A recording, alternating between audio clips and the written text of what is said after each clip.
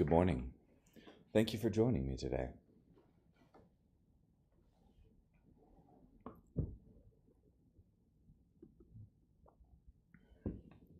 This morning we'll be in Exodus chapter 23, verse 14 through chapter 25, verse 40.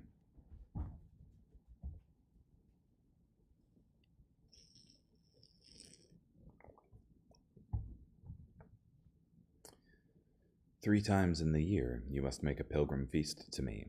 You are to observe the feast of unleavened bread 7 days, and you must eat bread made without yeast, as I commanded you, at the appointed time of the month of Abib, for at that time you came out of Egypt.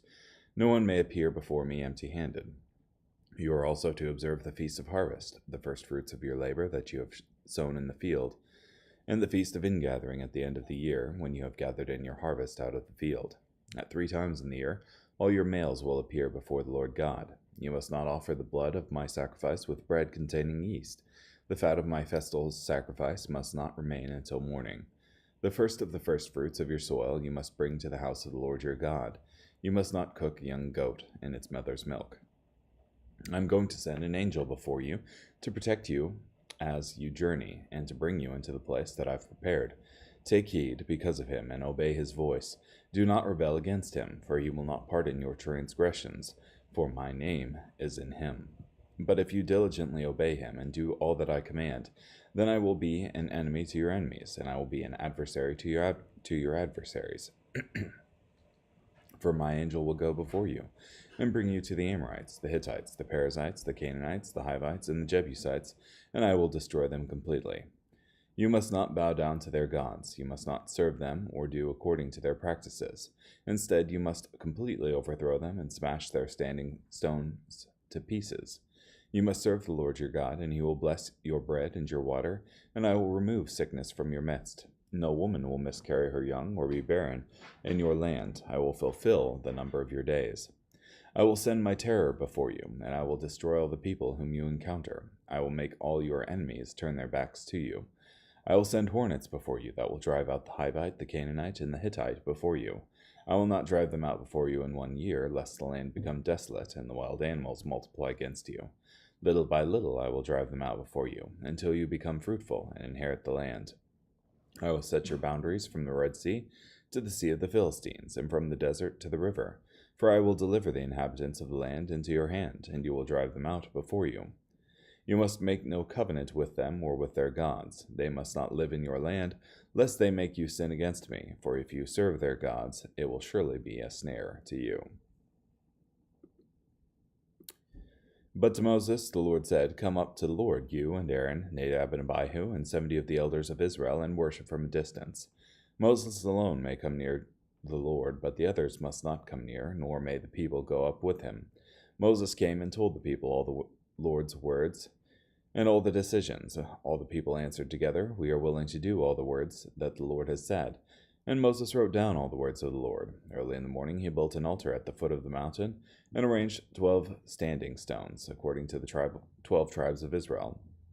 He sent young Israelite men, and they offered burnt offerings and sacrificed young bulls for peace offerings to the Lord.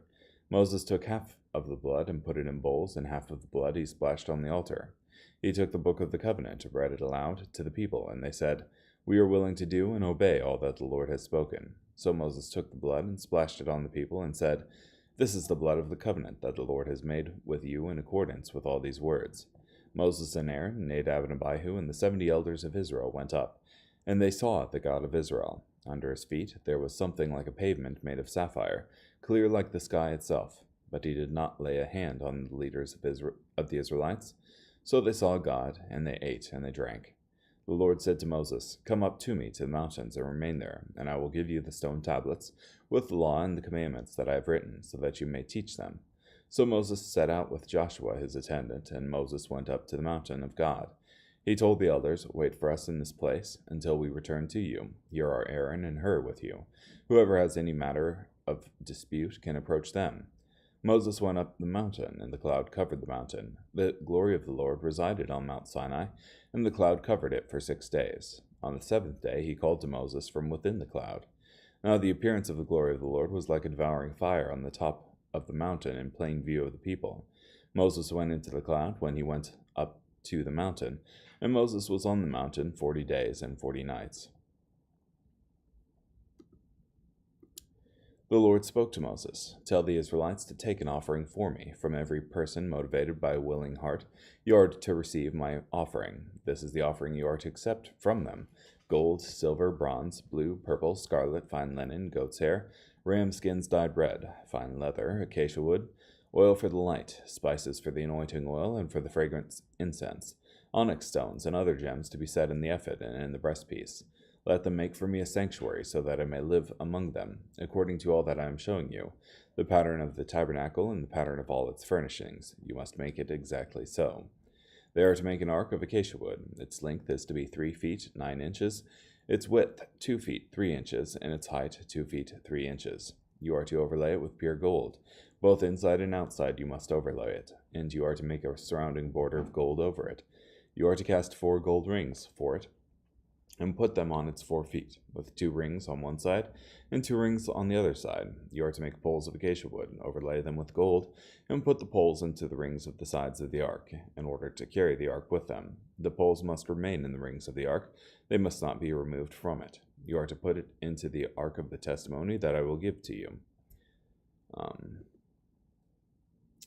You shall make an atonement lid of pure gold. Its length is to be 3 feet 9 inches, and its width is to be 2 feet 3 inches. You are to make 2 cherubim of gold. You are to make them of hammered metal on the 2 ends of the atonement lid. Make 1 cherub on one end and 1 cherub on the other end. From the atonement lid, you are to make the cherubim on the 2 ends. The cherubim are to be spreading their wings upward, overshadowing the atonement lid with their wings, and the cherubim are to face each other, looking toward the atonement lid. You are to put the atonement lid on top of the ark, and in the ark you are to put the testimony I gave you. I will meet with you there, and from above the atonement lid, from between the 2 cherubim that are over the ark of the testimony, I will speak with you about all that I will command you for the Israelites. You are to make a table of acacia wood. Its length is to be 3 feet, its width 1 foot 6 inches, and its height 2 foot 3 inches. You are to overlay it with pure gold, and you are to make a surrounding border of gold for it. You are to make a surrounding frame for it about 3 inches broad, and you are to make a surrounding border of gold for its frame. You are to make 4 rings of gold for it, and attach the rings at the 4 corners where its 4 legs are. The rings are to be close to the frame to provide places for the poles to carry the table. You are to make the poles of acacia wood, and overlay them with gold, so that the table may be carried with them. You are to make its plates, its ladles, its pitchers, and its bowls, to be used in pouring out offerings. You are to make them of pure gold. You are to set the bread of the presence on the table before me continually. You are to make a lampstand of pure gold. The lampstand is to be made of hammered metal. Its base and its shaft, its cups, its buds, and its blossoms are to be from the same piece. 6 branches are to extend from the side of the lampstand, 3 branches of the lampstand from one side of it, and 3 branches of the lampstand from the other side of it. 3 cups shaped like almond flowers with buds and blossoms are to be on one branch, and 3 cups shaped like almond flowers with buds and blossoms are to be on the next branch, and the same for the 6 branches extending from the lampstand. On the lampstand there are to be 4 cups shaped like almond flowers with buds and blossoms, with a bud under the first 2 branches from it, and a bud under the next 2 branches from it, and a bud under the third 2 branches from it, according to the 6 branches that extend from the lampstand. Their buds and their branches will be one piece, all of it one hammered piece of pure gold. You are to make it 7 lamps, and then set its lamps up on it, so that it will give light to the area in front of it. Its trimmers and its trays are to be of pure gold. About 75 pounds of pure gold is to be used for it, and for all these utensils. Now be sure to make them according to the pattern you were shown on the mountain.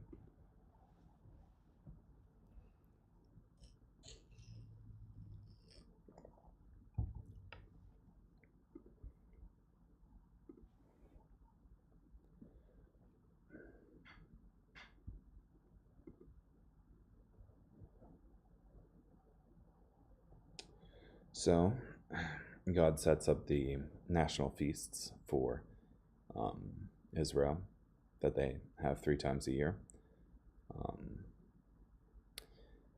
He says that he's going to send his angel ahead of the people, and that they should take heed because of him and obey his voice. Do not rebel against him, for he will not pardon your transgressions, for my name is in him. Um, yeah.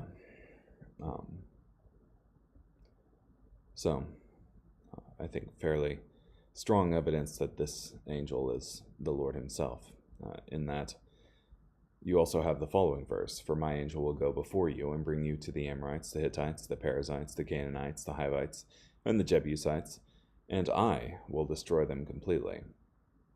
So, the angel is going forward, but the Lord is the one who's destroying them, essentially. So,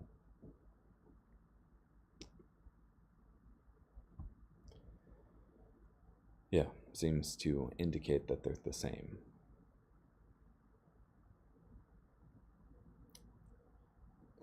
And then you have in chapter 24 something really interesting. You have Moses, Aaron, Nadab, and Abihu, and the 70 elders of Israel going up to the mountain. And in verse 10, they saw the God of Israel, and under his feet there was something like a pavement made of sapphire, clear like the sky itself. But he did not lay a hand on the leaders of the Israelites, so they saw God, and they ate and they drank. So, really neat that there's not that separation there, but God is present with his people, and yeah. And then you have Moses going up to the mountain and getting these specifications for tabernacle items, like the Ark of the Covenant, which I didn't realize this before, but God said in verse 25-22, I will meet with you there, and from above the atonement lid, from between the two cherubim that are over the ark of the testimony, I will speak with you about all that I will command you for the Israelites. That is, God is saying that from between these two cherubim on the lid of the ark, he would speak to Moses, mimicking the setup in heaven with the archangels. Carrying on, Matthew chapter 24, verses 29-51. Immediately after the suffering of those days, the sun will be darkened, and the moon will not give its light. The stars will fall from heaven, and the power of heaven will be shaken. Then the sign of the Son of Man will appear in heaven, and all the tribes of the earth will mourn. They will see the Son of Man arriving on the clouds of heaven with power and great glory. And he will send his angels with a long trumpet blast, and they will gather his elect from the four winds, from one end of the heaven to the other. Learn this parable from the fig tree. Whenever its branches become tender and put out its leaves, you know that summer is near. So also you, when you see all these things, know that he is near, right at the door. I tell you the truth, this generation will not pass away until all these things take place. Heaven and earth will pass away, but my words will never pass away. But as for that day and hour, no one knows it, not even the angels in heaven, except the Father alone. For just like the days of Noah were, so the coming of the Son of Man will be.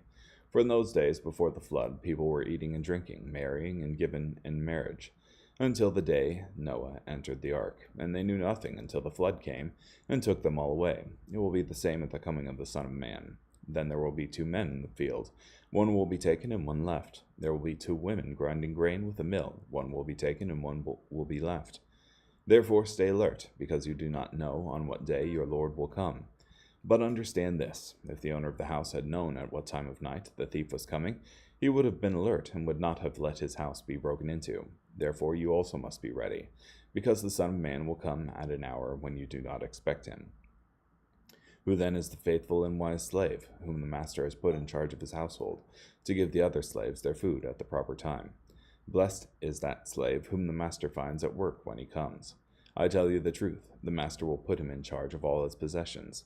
But if that evil slave should say to himself, my master is staying away for a long time, and he begins to beat his fellow slaves and to eat and drink with drunkards, then the master of that slave will come on a day when he does not expect him, and at an hour he does not foresee, and will cut him in two, and assign him a place with the hypocrites, where there will be weeping and gnashing of teeth.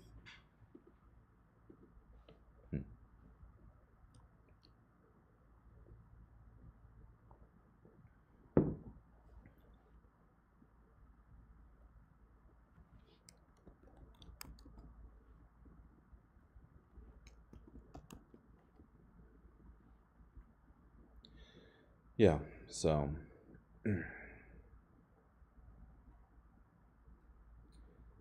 Jesus talks about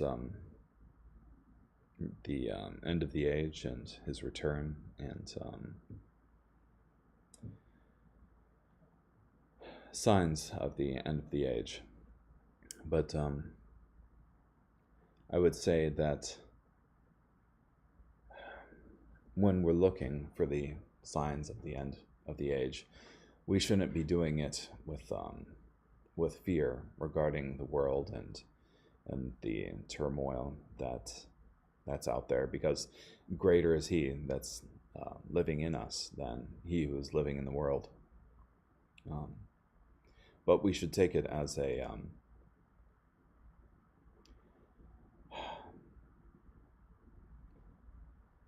continued reminder to do right, to act justly with things we're entrusted with, and not be like this wicked slave who said to himself, my master is staying away a long time, and begins to beat his fellow slaves and to eat and drink with drunkards.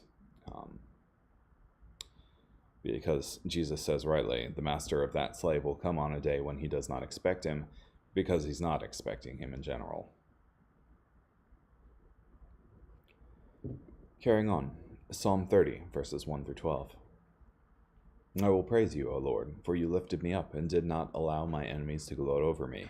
O Lord my God, I cried out to you and you healed me. O Lord, you pulled me up from Sheol. You rescued me from among those descending into the grave.